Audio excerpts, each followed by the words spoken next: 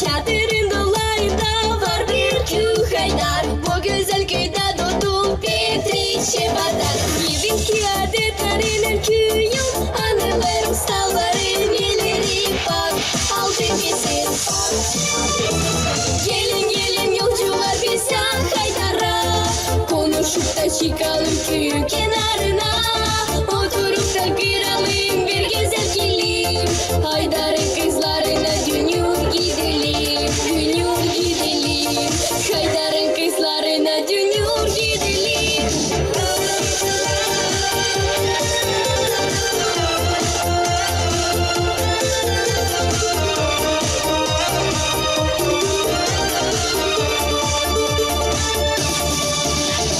Haydar'ın kenarında bir derme döner. Bak bunu insanlara yorulmaz öder. Her bir evin içinde düzen kurulur. Koraflı gülü kilim kızlar dokuyor.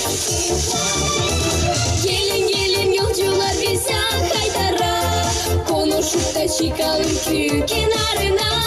Oturup da kıralım bir güzel kilim, Haydar'ın kızlarına dönüyor gidelim, dönüyor gidelim. Haydar'ın kızlarına dönüyor gidelim.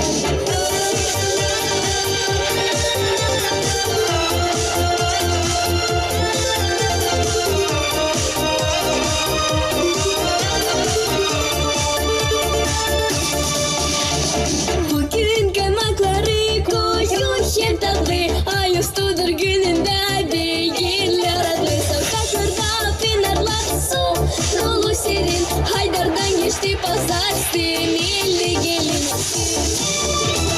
Gelin gelin yolcular bize Haydar'a, konuşup da çıkalım köyün kenarına. Oturup da kıralım bir güzel kilim, Haydar'ın kızlarına dönüyor gidelim. Gelin gelin yolcular bize Haydar'a, konuşup da çıkalım köyün kenarına.